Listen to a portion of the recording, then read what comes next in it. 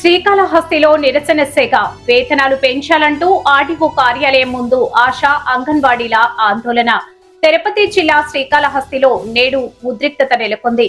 తమ సమస్యలు పరిష్కరించాలని, పెరిగిన ధరలకు అనుగుణంగా జీతాలు పెంచాలని డిమాండ్ చేస్తూ శ్రీకాళహస్తి, రేణిగుంట ప్రాంతాలకు చెందిన అంగన్వాడీ టీచర్లు, ఆశా వర్కర్లు స్థానిక రెవెన్యూ సబ్ డివిజన్ మెజిస్ట్రేట్ కార్యాలయం ముందు నిరసనకు దిగారు. ప్రస్తుతం తమకు అందుతున్న గౌరవ వేతనాలు రోజువారీ ఖర్చులకు ఏమాత్రం సరిపోవడం లేదని, కుటుంబాలను పోషించుకోవడం భారంగా మారిందని వారు ఆవేదన వ్యక్తం చేస్తున్నారు. గత ప్రభుత్వం తమను పూర్తిగా విస్మరించిందని, ప్రస్తుత కూటమి ప్రభుత్వంపై ఎన్నో ఆశలతో ఓట్లు వేసి గెలిపించామని వారు గుర్తు చేస్తున్నారు.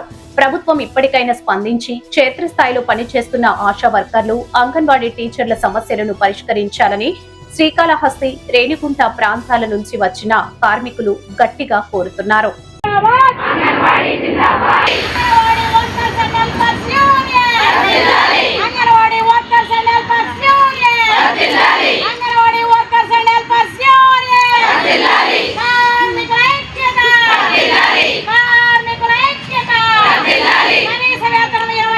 జీతాలు తీసుకునే వాళ్ళకి 20 సంవత్సరాలు 18 సంవత్సరాల వయసు పిల్లలకి 1 నుంచి 10వ తరగతి ఇంటర్మీడియట్ చదివే వాళ్ళకందరికీ హాలిడేస్ కావాలి.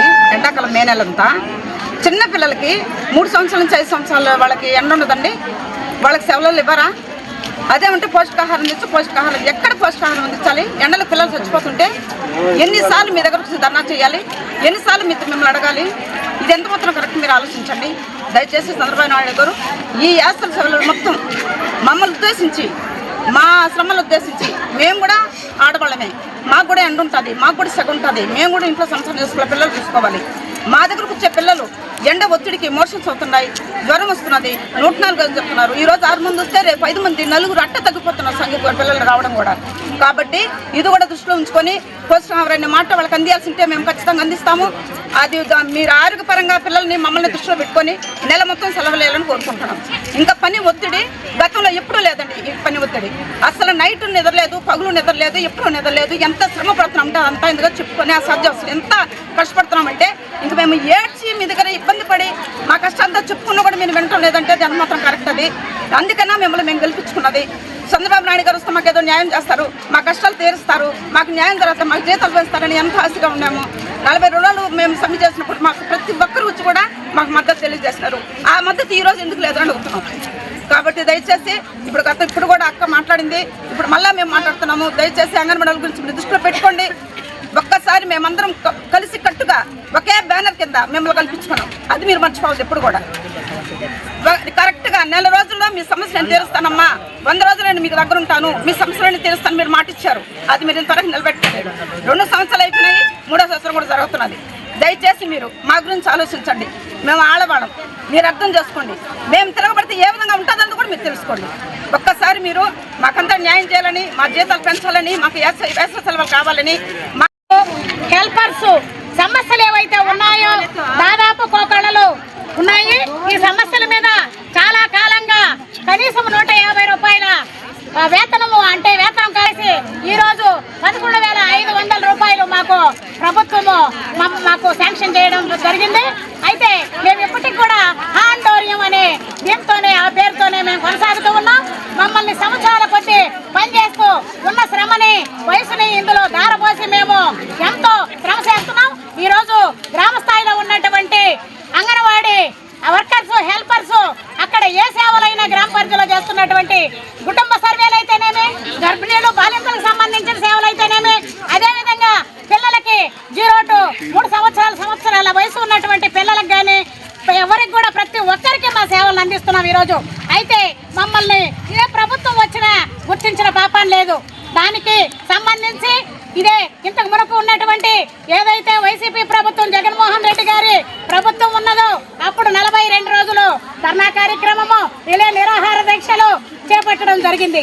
అయితే అప్పుడు కూడా ఎవరు కూడా స్పందించలేదు. అయితే చివరిలో మమ్మల్ని చర్చలు పిలిచి వెళ్ళిపోయినటువంటి ప్రభుత్వము మీట్స్ ఒకటి ఇవ్వడం జరిగింది. మేము మళ్ళీ మా ప్రభుత్వం కానీ వస్తే మీకు మా మినిట్స్ మేము ఇస్తున్నాం, మీకు జీతాలు పెంచుతాం అనేటువంటి ఒక మినిట్స్ని గ్రాట్యుటీని ఇస్తామని చెప్పేసి పర్మనెంట్ చేస్తామని 26,000 వేతనం చేస్తామని మాకు హామీలు ఇవ్వడం జరిగింది. అయితే ఆ మినిట్స్ ప్రకారం చేయాలంటే వాళ్ళ ప్రభుత్వం రాలేదని వాళ్ళు వెనక్కి వెళ్ళిపోయారు. తర్వాత ఏదైతే కూటమి ప్రభుత్వం ఉందో కూటమి ప్రభుత్వానికి పట్టం కట్టడం జరిగింది. మా అంగన్వాడీ వర్కర్స్ హెల్పర్స్ అందరూ కూడా ఇంతకుముందు ఉన్న ప్రభుత్వం మమ్మల్ని మోసం చేసింది. కూటమి ప్రభుత్వం అయితే గౌరవనీయులు ప్రీతమ ముఖ్యమంత్రి చంద్రబాబు నాయుడు గారు అయితే మన బాధలు తెలుసుకుంటారు. అతని కాలంలోనే ముందు కూడా మనము వేతనం కొద్దిగా పెంపుగా పెంచుకున్నాము.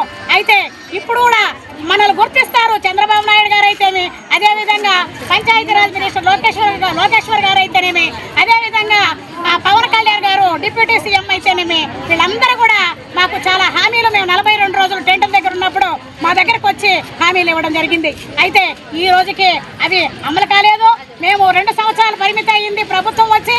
అయితే వాళ్ళ కష్టాలు గడ్డలు ఉంటాయి కాబట్టి వాళ్ళు కూడా కొంచెం కాలయాపన చేయాలి, తర్వాత మనం అడగాలనేటువంటి ఉద్దేశంతో మేము 2 నెలలుగా చిన్న ప్రాజెక్టుల దగ్గర నిరసనలు, కలెక్టరేట్ల దగ్గర నిరసనలు, అదేవిధంగా మొన్న లాస్ట్ మంత్ మేము మార్చి నెలలో 2వ తేదీ విజయవాడకు కూడా వెళ్ళడం జరిగింది.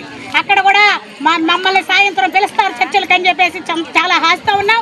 అయితే మమ్మల్ని కూడా అరెస్టులు ఎప్పటికప్పుడు తెల్లవారుజామున మేము నిద్ర పడకల్లోనే ఉండగా మమ్మల్ని అరెస్టులు చేయడం జరిగింది. దిక్కుతోచని పరిస్థితుల్లో బస్సుల్లో ఎక్కడికెక్కడికో దూర ప్రాంతాలకి, లోతట్టు ప్రాంతాలకి తీసుకెళ్లడం జరిగింది. ఇది చాలా అన్యాయం అని చెప్పేసి మా అంగన్వాడీ వర్కర్స్ హెల్పర్స్ మొత్తం కూడా ఈ రోజు రాష్ట్ర వ్యాప్తంగా మీకు గుర్తు చేస్తున్నాము. కాబట్టి ప్రభుత్వము కుటుంబం మొత్తాలు కూడా బతకాలంటే ఈ రోజు అమ్మే ధరలకు అనుగుణంగా సరిపోవడం లేదు. 11,500 అయ్యా మీరిచ్చే ఈ యొక్క వేతనం అనేది వేతనం కూడా కాదు, అది గౌరవ వేతనం అని ఇస్తున్నారు. గౌరవంగా తీసుకోమని మేము బ్రతకలేని పరిస్థితి. గ్యాస్ ధరలు చూస్తే ఎక్కడ వెళ్తున్నాయి, కూరగాయల ధరలు ఎక్కడో, పప్పులు ఉప్పులు నూనెలు ధరలు ఎక్కడో ఉన్నాయి కాబట్టి బతకలేము మేము. కాబట్టి సుప్రీంకోర్టు తీర్పిచ్చింది.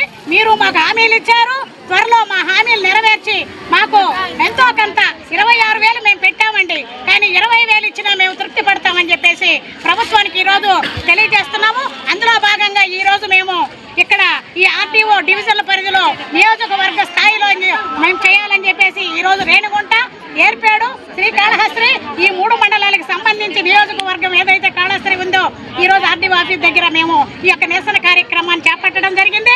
ఇంతకుముందు బిఎల్ఓ డ్యూటీలు వేశారు మమ్మల్ని. బిఎల్ఓ డ్యూటీలు కూడా మాకు వద్దని చెప్పేసి మేము ఒక జీవోను కూడా తెచ్చుకున్నాం. అయినా కూడా దాన్ని పక్కకి పెట్టి బిఎల్ఓ డ్యూటీలు చేయాలని చెప్పేసి ఇప్పుడు మళ్ళీ చెప్తున్నారు. 9 నుంచి 5 గంటల వరకు కూడా మా